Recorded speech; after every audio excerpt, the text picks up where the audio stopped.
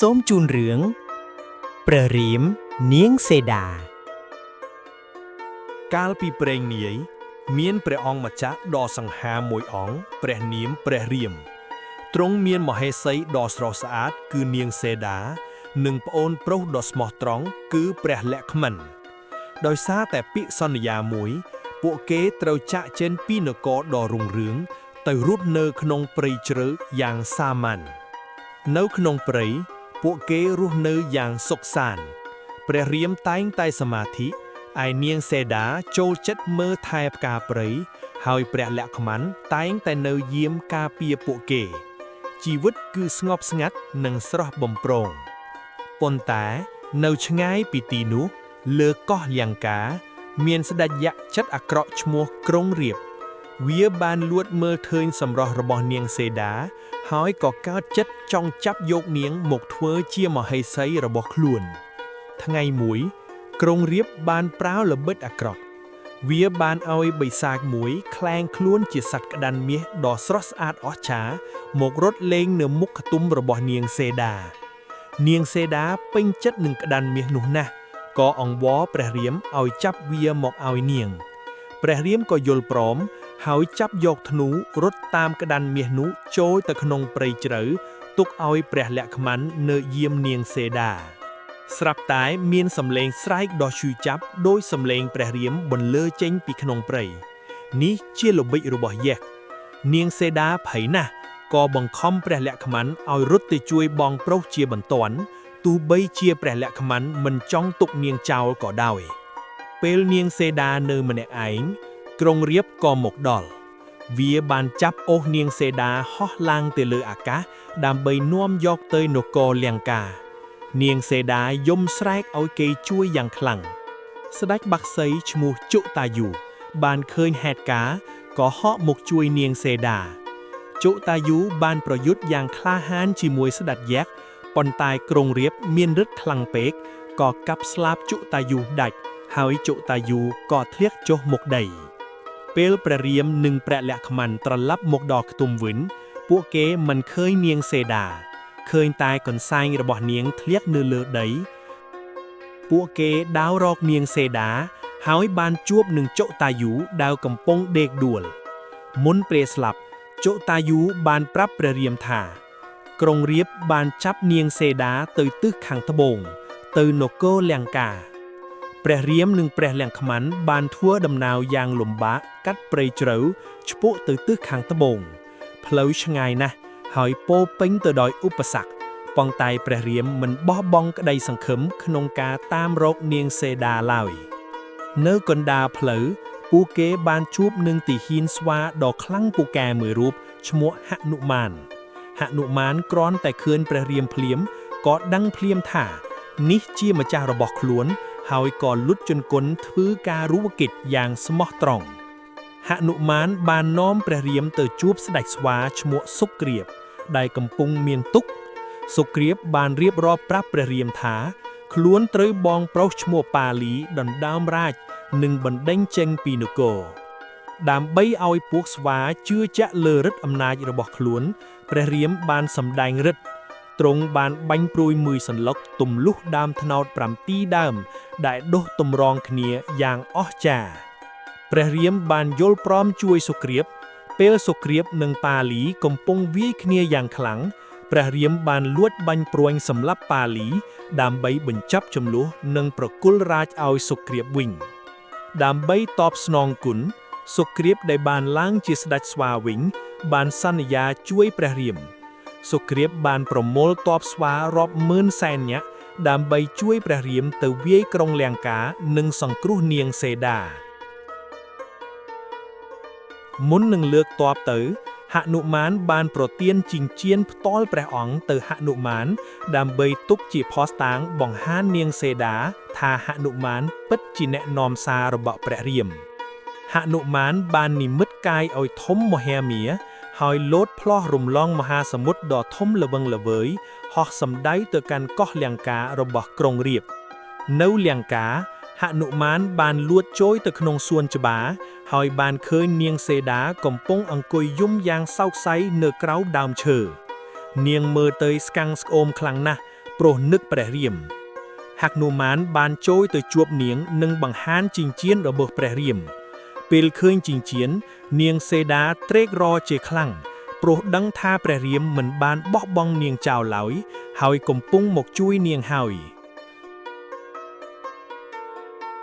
មុននឹងត្រឡប់ទៅវិញហនុមានបានបង្កភាពវឹកវរដល់ក្រុងរាពណ៍វាបានដុតកន្ទុយខ្លួនឯងហើយលោតបញ្ឆេះកំហឹងដុតរំលាយប្រាសាទយក្សឲ្យឆេះសន្ធោសន្ធោហនុមានបាននាំដំណឹងត្រឡប់មកវិញព្រះរាមក៏បញ្ជាឲ្យកងទ័ពស្វាទាំងអស់រែកថ្មយកមកចាក់ក្នុងសមុទ្រដើម្បីធ្វើជាស្ពានឆ្ពោះទៅកាន់កោះលង្កាប៉ុន្តែរឿងចម្លែកបានកើតឡើងថ្មដែលបោះចូលទៅក្នុងទឹកស្រាប់តែបាត់អស់រលីងមិនថាចាក់ថ្មច្រើនប៉ុណ្ណាក៏ស្ពាននោះមិនងើបចេញពីទឹកសោះព្រះរាមបានចាត់ឲ្យហនុមានចុះទៅមើលបាតសមុទ្រហនុមានបានហាវទៅចុះទៅជ្រៅហើយក៏បានឃើញថាមានអ្នកលួចយកថ្មទាំងនោះចេញអ្នកដែលបញ្ជាភូងត្រីនោះគឺនាងសុវណ្ណមច្ឆាដែលជាបុត្រីរបស់ក្រុងរាពណ៍ហនុមានឃើញនាងស្អាតខ្លាំងពេកក៏ភ្លេចខឹងហើយព្យាយាមនិយាយលួងលោមនាងហនុមានបានប្រាប់នាងពីរឿងព្រះរាមនិងនាងសេដានាងសុវណ្ណមច្ឆាមានចិត្តអាណិតក៏ព្រមឈប់រំខានហើយថែមទាំងជួយភូងត្រីឲ្យយកថ្មមករៀបជាស្ពានវិញយ៉ាងលឿនទីបំផុតស្ពានថ្មដ៏អស្ចារ្យក៏ត្រូវបានសាងសង់រួចរាល់ព្រះរាមបានដឹកនាំកងទ័ពស្វាដ៏ច្រើនសន្ធឹកសន្ធាប់ដាវឆ្លងកាត់មហាសមុទ្រសម្ដៅទៅកាន់កោះលង្កាពេលទៅដល់មាត់ទ្វារនគរលង្កាសមរភូមិដ៏ធំមួយក៏ចាប់ផ្ដើមយក្សមាត់ដែកភ្នែកភ្លើងជាច្រើនបានចេញមករាំងភ្លៅប៉ុន្តែពួកស្វាមិនញញើតឡើយសំឡេងហូរកញ្ជ្រៀវលាន់លើពេញផ្ទៃមេឃព្រួញរបស់ព្រះរាមហោះដូចទឹកភ្លៀងបាញ់កំទេចពួកយក្សអាក្រក់ម្ដងមួយ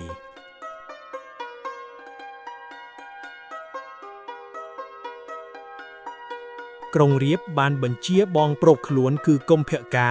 ដែលជាយក្សដេកលក់រាប់ឆ្នាំឲ្យចេញមកច្បាំងកុម្ភកាមានខ្លួនធំដូចភ្នំគ្រាន់តែវាដាវមួយជំហានផែនដីក៏ញញើរន្ធត់នៅក្នុងសមរភូមិដ៏កាចសាហាវព្រះលក្ខម័នធ្វើយក្សកុម្ភកាចាក់នឹងលំពេងមុនអាគារព្រះលក្ខម័នបានដួលសន្លប់បាត់ស្មារតីដែលធ្វើឲ្យព្រះរាមមានការភ័យបារម្ភជាខ្លាំងដើម្បីសង្គ្រោះព្រះលក្ខម័នហនុមានបានហោះទៅរកថ្នាំនៅភ្នំឆ្ងាយដោយរកថ្នាំមិនឃើញហនុមានក៏លើកភ្នំទាំងមូលហោះត្រឡប់មកវិញយ៉ាងអស្ចារ្យក្លិនថ្នាំទីបបានធ្វើឲ្យព្រះលក្ខម័នដឹងខ្លួនឡើងវិញព្រះរាមសប្បាយចិត្តរកអ្វីប្រៀបមិនបានហើយកងទ័ពស្វាទាំងមូលក៏ហូរកញ្ជ្រៀវឡើងវិញទីបំផុតក្រុងរាពណ៍ទ្រាំមិនបានក៏ជិះរាជរថចេញមកច្បាំងដោយផ្ទាល់វាមានមុខ10ដៃ20កាន់អាវុធគ្រប់ប្រភេទមើលទៅគួរឲ្យខ្លាចក្រៃលែងព្រះរាមនិងក្រុងរាពណ៍បានប្រឈមមុខគ្នាកណ្ដាលសមរភូមិម្នាក់ជាតំណាងឲ្យពន្លឺនិងយុត្តិធម៌ម្នាក់ទៀតជាតំណាងឲ្យភាពងងឹតនិងអំពើអាក្រក់ក្រុងរាពណ៍បានប្រើមន្តអាគមបំបែកខ្លួនជាច្រើនរូបដើម្បីធ្វើឲ្យព្រះរាមភ័ន្តភ្ញាំងសំឡេងសោចរបស់យក្សលាន់លើរំពឹងពេញអាកាសព្រះរាមបានសូត្រមន្តហើយលើកព្រួញទីបដែលមានពន្លឺចែងចាំងពន្លឺនោះបានរំលាយរូបក្លែងក្លាយទាំងអស់ឲ្យឃើញរូបពិតរបស់ក្រុងរាពណ៍ព្រះរាមបានលែងកម្លាំងធ្នូបាញ់ចំទ្រង់ក្រុងរាពណ៍យ៉ាងពេញទំហឹងស្ដេចយក្សក៏ដួលស្លាប់និងអំពើអាក្រក់ក៏ត្រូវបានបញ្ចាប់ពីពេលនោះមកនគរលង្កាដែលធ្លាប់តែងងឹតសូន្យសងក៏ប្រែជាមានពន្លឺព្រះអាទិត្យឡើងវិញកងទ័ពស្វាទាំងអស់បានជ័យជំនះហើយស្រែកហូរកញ្ជ្រៀវពេញផ្ទៃកោះព្រះរាមនិងនាងសេដាបានជួបគ្នាវិញក្នុងក្តីរំភើបការរងចាំដ៏យូរអង្វែងបានបញ្ចប់ហើយពួកគេបានអោបគ្នាទាំងទឹកភ្នែករីករាយដើម្បីបញ្ជាក់ពីភាពបរិសុទ្ធរបស់ខ្លួននាងសេដាបានសម្រេចចិត្តដាវកាត់ភ្លើងអស្ចារ្យណាស់ផ្កាឈូកបានរីកចេញពីក្នុងភ្នក់ភ្លើងធ្វើឲ្យគ្រប់គ្នាលែងមានមន្ទិលសង្ស័យបន្ទាប់ពីរៀបចំនគរលង្កាឲ្យមានសន្តិភាពឡើងវិញព្រះរាមនិងនាងសេដា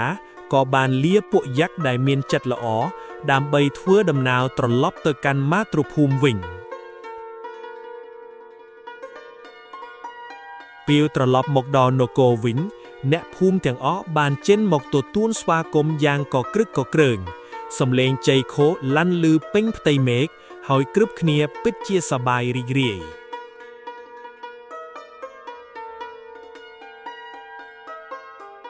ព្រះរាមបានឡើងគ្រងរាជ្យជាស្ដេចនិងនាងសេដាជាមហេសីពួកគេបានសន្យាថានឹងដឹកនាំនគរឲ្យមានតែក្តីសុខនិងយុត្តិធម៌សម្រាប់រាស្ត្រគ្រប់រូបព្រះរាមមិនភ្លេចគុណហនុមានឡើយទ្រង់បានប្រទានរង្វាន់យ៉ាងសន្ធឹកសន្ធាប់និងសេចក្តីស្រឡាញ់ដល់មហាសេនាស្វាដ៏ក្លាហានរូបនេះប៉ុន្តែសន្តិភាពមិនទាន់បានយូរប៉ុន្មានផងក៏មានរឿងមិនល្អកើតឡើងមានបិសាចមកលួចល្បួនចិត្តនាងសេដាឲ្យគូររូបក្រុងរាពណ៍ដែលនាំឲ្យមានការយល់ច្រឡំព្រះរាមយល់ច្រឡំហើយកើតក្តីប្រច័ណ្ឌយ៉ាងខ្លាំងទ្រង់បានបញ្ជាឲ្យព្រះលក្ខម័ននាំនាងសេដាទៅក្នុងព្រៃនិងបំរុងបងនាងចេញពីនគរព្រះលក្ខម័នដឹងថានាងសេដាមានកំហុសទ្រង់មិនដាច់ចិត្តធ្វើតាមបញ្ជាឡើយហើយបានលួចដោះលែងនាងឲ្យទៅរស់នៅក្នុងព្រៃដោយសុវត្ថិភាពនៅក្នុងព្រៃនាងសេដាបានចិញ្ចឹមបុត្រពីរអង្គយ៉ាងល្អកុមារទាំងពីរមានភោគរស្មីនិងភាពក្លាហានដូចជាព្រះរាមដែលជាបិតារបស់ពួកគេដែររឿងរាមកេរ្តិ៍បានក្លាយជាមរតកដ៏មានតម្លៃរបស់ខ្មែរវាបង្រៀនយើងពីសេចក្តីស្រឡាញ់ភាពស្មោះត្រង់និងការតស៊ូដើម្បីយុត្តិធម៌ដែលនឹងស្ថិតស្ថេរក្នុងចិត្តកូនខ្មែរជារៀងរហូត